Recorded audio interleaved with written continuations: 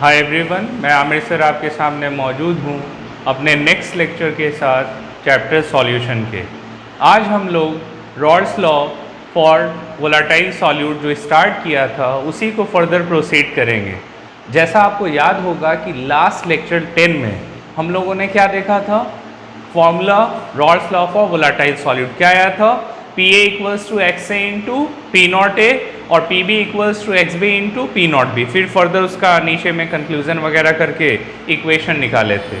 ठीक है, तो Rawls law for volatile solute में दोनों ही जो सॉल्यूट और सॉल्वेंट थे दोनों ही लिक्विड थे और एक दूसरे में क्या हो रहे थे, मिक्स हो जा रहे थे। ठीक है, तो उसी का एक ग्राफ है जो आज हम लोग देखने वाले हैं, जो काफ़ी इंपॉर्टेंट है और अच्छे से हम लोग समझेंगे इसको। Let's start. तो ग्राफ क्या है, that is the relationship between vapour pressure and mole fraction of an ideal solution at constant temperature. तो ये रिलेशनशिप का ग्राफ है किसके किसके बीच, वेपर प्रेशर के बीच और मोल फ्रैक्शन के बीच। अब आपको याद होगा ए और बी लेकर के हम लोग चले थे, कंपोनेंट ए कंपोनेंट बी।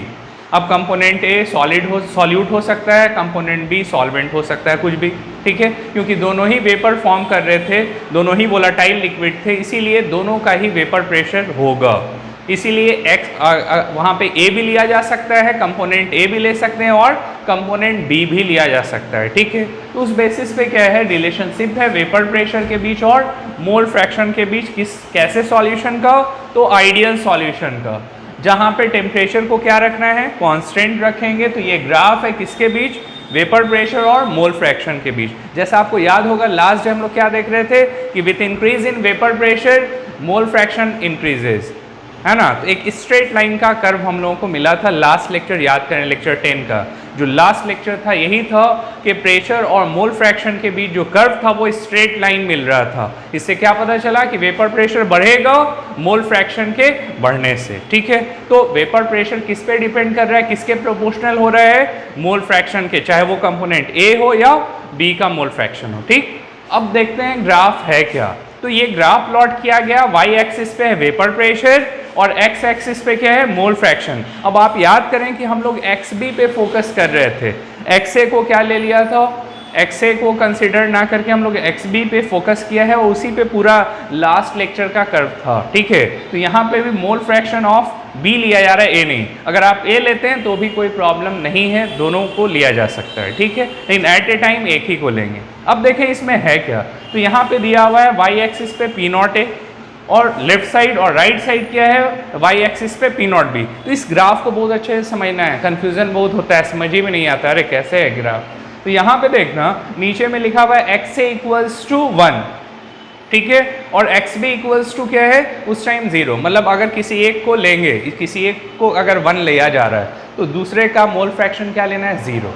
अब ये चीज़ याद रहे कि अगर किसी का मोल फ्रैक्शन ले रहे हैं, वैल्यू 1 लिया तो दूसरे का क्या लेना होगा, 0। तो याद रखना है कि जब एक्स ए 1 होगा तो एक्स बी 0 लेना है। और सेम वे इस साइड देखना कि यहाँ पे एक्स ए क्या है 0, तो एक्स बी को क्या लिया है 1।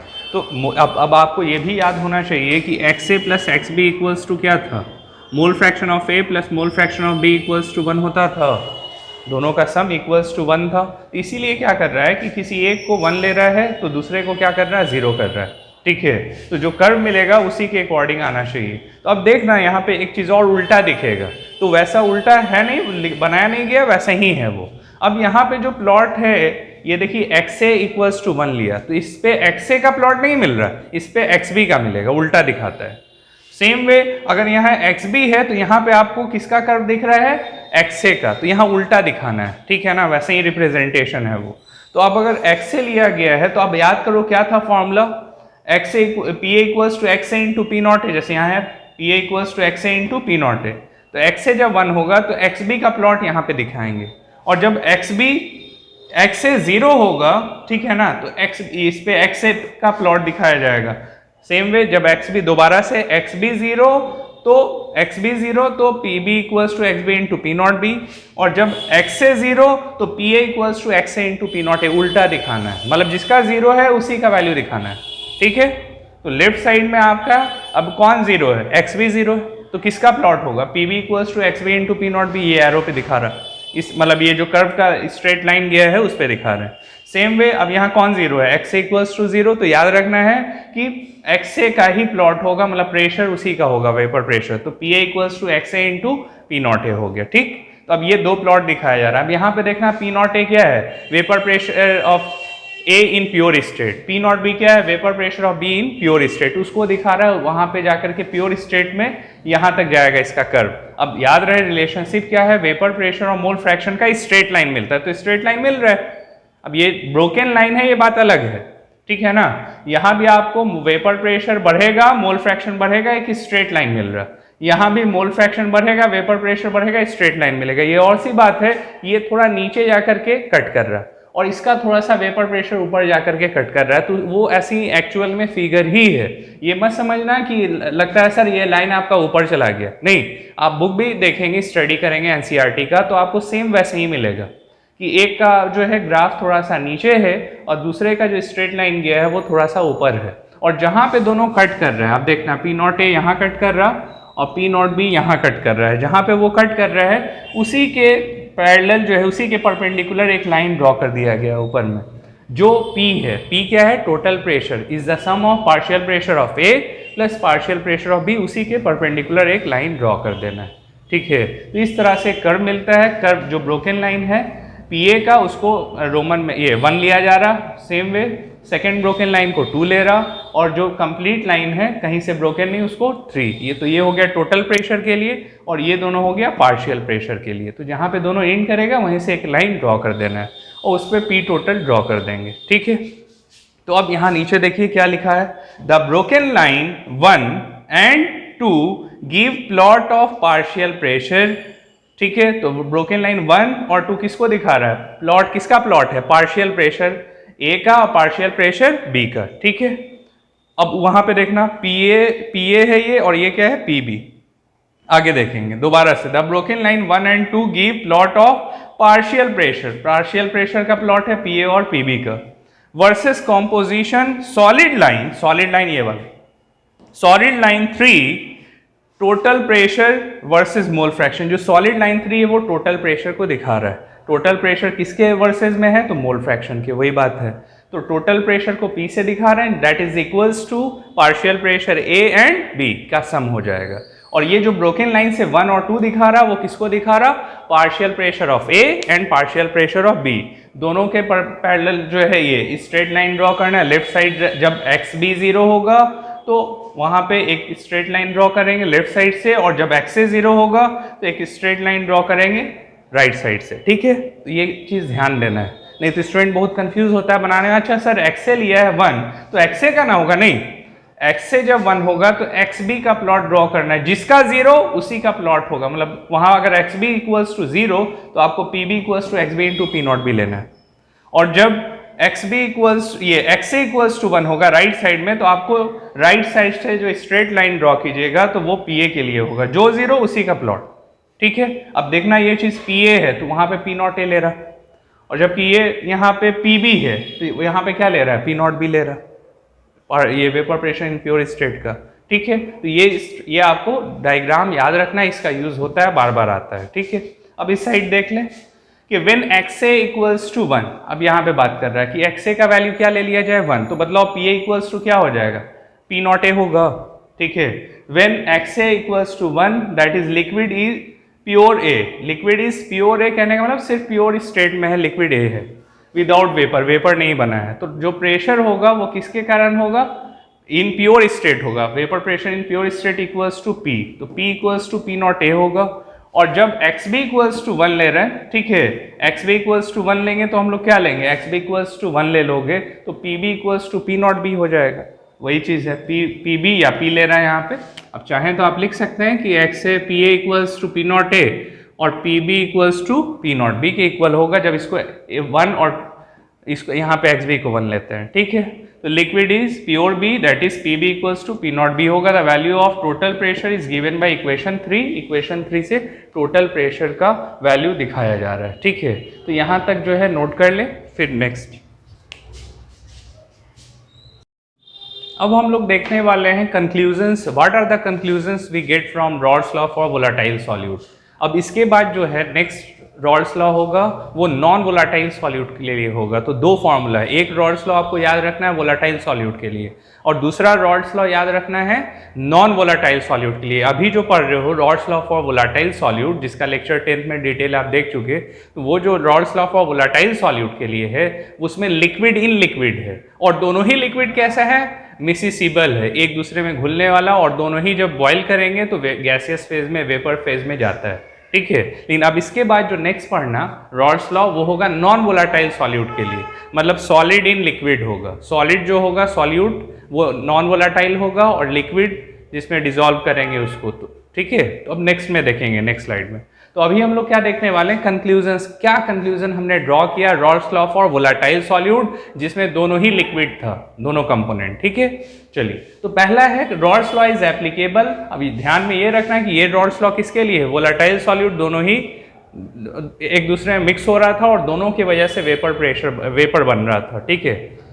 तो Rawls law is applicable only if two component, क्या लिख रहा है क्लियरली है ना, वोलाटाइल लिक्विड जो एक दूसरे में मिक्स हो जाए, ठीक है, of two component volatile liquid form से सॉल्यूशन, दोनों सॉल्यूशन बनाए और वोलाटाइल एक दूसरे में मिक्स हो रहा है तो सॉल्यूशन कैसा होगा, होमोजेनियस मिक्सचर। तो याद कीजिए एकदम बेसिक्स में जब डेफिनेशन स्टार्ट किया था सॉल्यूशन का तो हम लोगों ने क्या लिखा था, व्हाट इज सॉल्यूशन, तो solution is a homogeneous mixture of two और more component.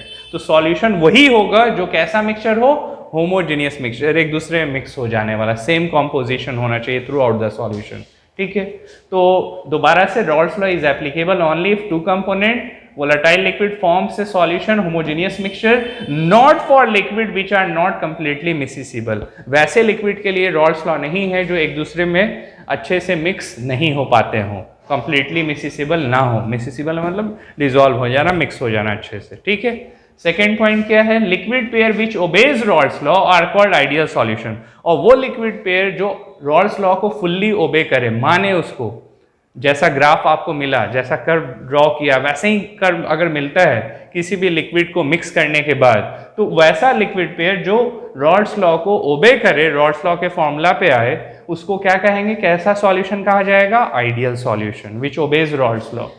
Such pairs are limited, लेकिन ऐसे जो पेयर हैं वो क्या होते हैं, लिमिटेड।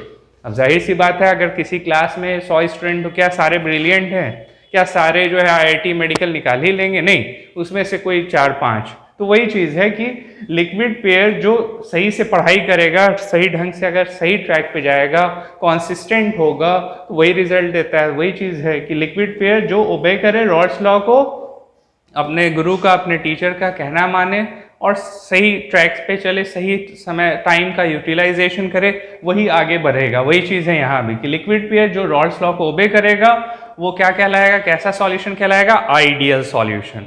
और आइडियल सॉल्यूशन जो होते हैं उसके पेयर काफ़ी लिमिटेड है। अब जैसे आपके सामने बेंजीन और टॉल्यूइन है, बेंजीन का फॉर्मूला C6H6, टॉल्यूइन का फॉर्मूला, अब बेंजीन के एक H को हटा देना है, क्या आएगा फॉर्मूला C6H5 और उस पे क्या लगा देना है, CH3। तो बेंजीन पे अगर CH3 आप लगा देते हैं एक H को रिमूव करके तो उसको टॉल्यूइन कहा जाता है, ठीक है, C6H5 CH3। Same way hexane और हेप्टेन सब जानता है, C6H14 हेक्सेन हो गया और हेप्टेन क्या, C7H16 हेप्टेन। फिर क्लोरोबेंजीन और ब्रोमोबेंजीन, तो क्लोरोबेंजीन, बेंजीन के एक H को हटा के क्लोरीन लगा देना और बेंजीन के एक H हटा करके ब्रोमीन लगाएंगे। तो ये पेयर ऐसे हैं जो रॉल्स लॉ को फुल्ली ओबे करते हैं, इसीलिए आइडियल सॉल्यूशन कहलाते हैं ये पेयर, ऐसे पेयर्स जो हैं लिक्विड के। थर्ड पॉइंट क्या है, the composition of vapour phase in equilibrium with the solution can be calculated from partial pressure of two component. क्या मतलब हुआ कि अगर हमको कंपोजिशन पता करना है किस फेज में, वेपर फेज में, मतलब लिक्विड स्टेट में नहीं है, लिक्विड चला गया वेपर फेज में, वेपर स्टेट में है, ठीक है ना।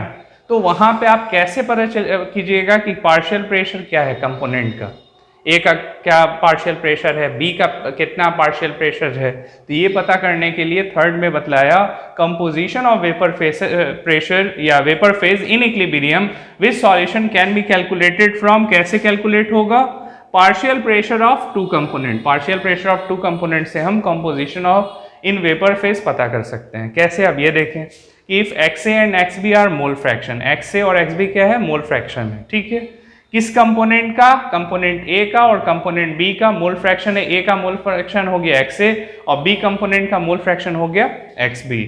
तो वेपर फेज में फॉर्मूला क्या है निकालने का, तो x से अगर मोल फ्रैक्शन A का निकालना है, अब ये चीज़ है ना कि composition of vapour phase in equilibrium of solution can be calculated from partial pressure, दो कंपोनेंट के। तो क्या कर रहा है, अगर मोल फ्रैक्शन A का पता करना है तो पार्शियल प्रेशर A का ऊपर रखना, जस्ट लाइक मोल फ्रैक्शन में जैसे हम लोग नंबर ऑफ मोल्स रखते थे ऊपर, जिसका निकालना था ऊपर, divide by total number of moles.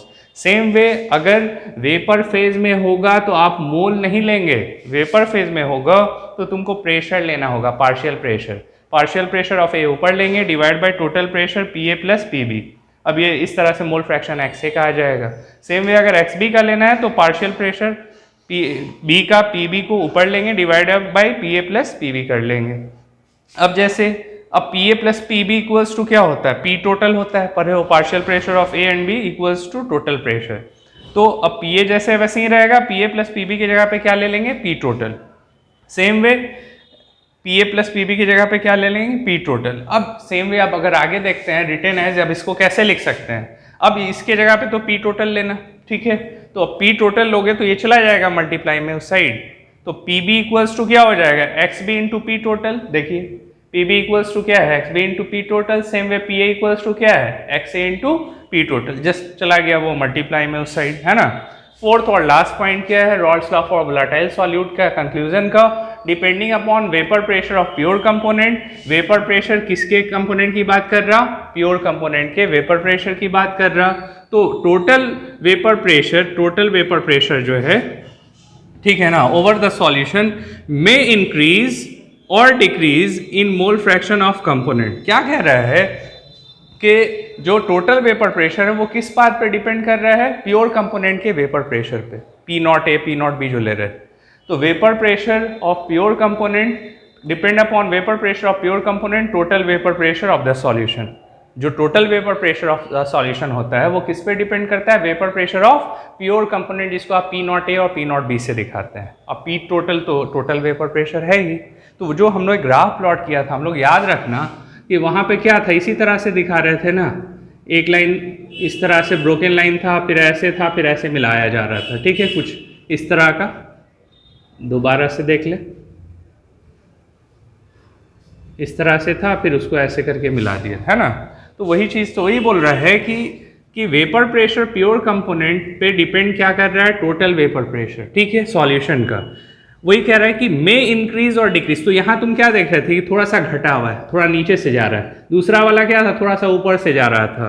तो मे इंक्रीज और decrease in mole fraction of a component. तो मोल फ्रैक्शन ऑफ कंपोनेंट और वेपर प्रेशर का ग्राफ प्लॉट किया था हम लोग, इधर में था वेपर प्रेशर, इधर में था मोल फ्रैक्शन एक्स एक्सिस पे।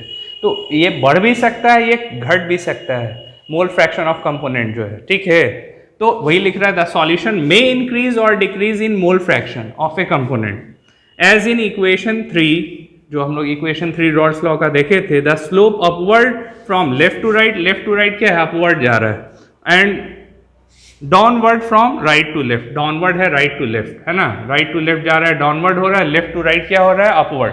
लेफ्ट टू राइट जा रहा है तो अपवर्ड, और राइट टू लेफ्ट जा रहा है तो डाउनवर्ड, नीचे ऐसे दिखा रहा है उसको, अपोजिट। तो वही बोल रहा है कि कर्व जो है घटा के भी दिखा सकते हैं और बढ़ा, घटाने और बढ़ाने का मतलब लेफ्ट टू राइट, ये लेफ्ट टू राइट क्या हो रहा है, ऊपर जा रहा है, ये तो अपवर्ड जा रहा है। जबकि राइट टू लेफ्ट आओगे, अब इसको राइट है और ये तुम्हारा लेफ्ट है, तो राइट टू लेफ्ट जाने पे क्या हो रहा है, डाउनवर्ड जा रहा है। तो वही बतला रहा है कि लेफ्ट टू राइट जाने पे अपवर्ड जा रहा है मोल फ्रैक्शन का कर्व, और राइट टू लेफ्ट जाने पे क्या आ रहा है, डाउनवर्ड जा रहा है। तो वही चीज यहाँ दिखा रहा है, दोबारा से हम रिपीट कर रहे हैं, depending upon vapour pressure of pure component के वेपर प्रेशर पे डिपेंड करता है कौन, total vapour pressure. Over the solution में इंक्रीज और डिक्रीज, टोटल वेपर प्रेशर बढ़ भी सकता है, घट भी सकता है in mole fraction of component में ये बढ़ घट सकता है, as in equation 3 the slope upward from left to right and downward from right to left. इसी चीज़ को शो किया जा रहा है वहाँ पे।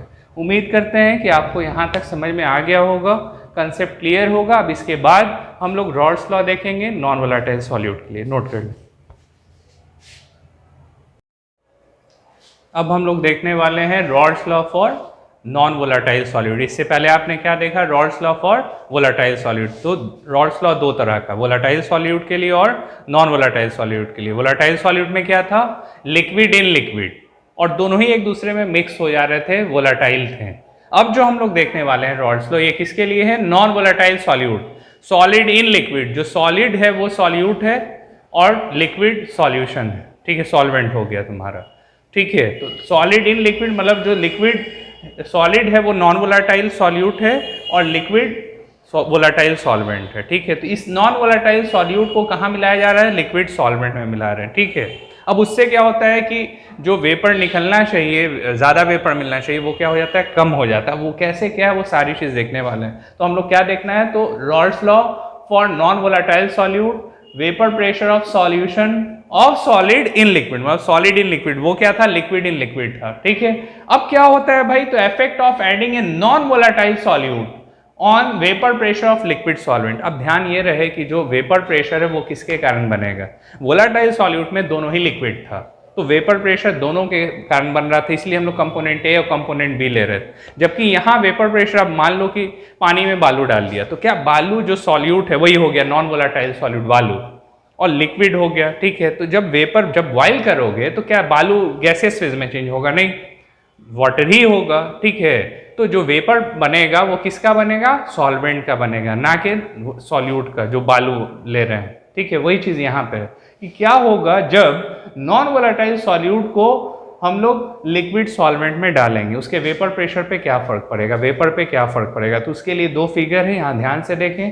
पहला है vapour pressure of pure component, जिसमें ए इसको दिखा रहे हैं, और ये है vapour pressure of solution B में दिखा रहे हैं, ठीक। अब ध्यान से देखिए कि ये है एक सॉल्यूशन दिखा रहा है, ये कवर्ड है ऊपर से, ये भी कवर्ड है, मतलब क्लोज कंटेनर है। इसमें प्योर सॉल्वेंट लिया गया इस कंटेनर ए में, और कंटेनर बी में सॉल्यूशन लिया गया जिसमें non volatile solute added. Initial condition देखो, इनिशियल लेवल दोनों का ये है, जो ब्रोकन लाइन से ब्लू लाइन से दिखा रहे हैं, इनिशियल कंडीशन। जब बॉयल करते हैं प्योर कंपोनेंट को, प्योर सॉल्वेंट को, तो अब बॉयल करोगे तो क्या होता है, गैसियस फेज में चेंज होगा।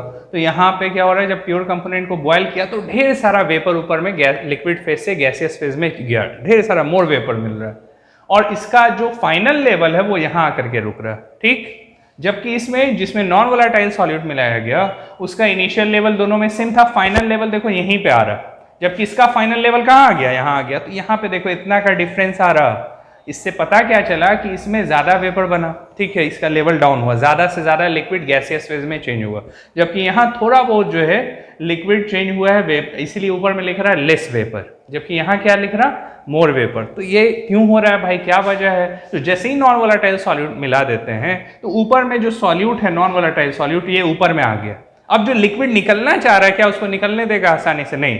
अब उस कारण से जो वेपर प्रेशर है, जो वेपर है वो कम बनेगा, क्योंकि स्केपिंग टेंडेंसी जो है, बाहर निकलने का टेंडेंसी सॉल्वेंट का, वो क्या हो जाता है, घट जाता है। वैसे केस में हमको लेस वेपर मिलता है, ठीक। जस्ट लाइक वैसे ही समझो कि अभी दशहरा का टाइम था, सारे लोग गए, मान लो कि रावण वध देखना है, तो तुम्हारा मन किया कि नहीं हम करीब से रावण वध देखेंगे, एकदम गांधी मैदान जा करके एकदम वहाँ पे नीचे में, तो बहुत ज़्यादा भीड़, तो क्या आप पहुँच पाइएगा वहाँ पे, एकदम सामने खड़े होकर के नज़दीक से देख पाएंगे, नहीं।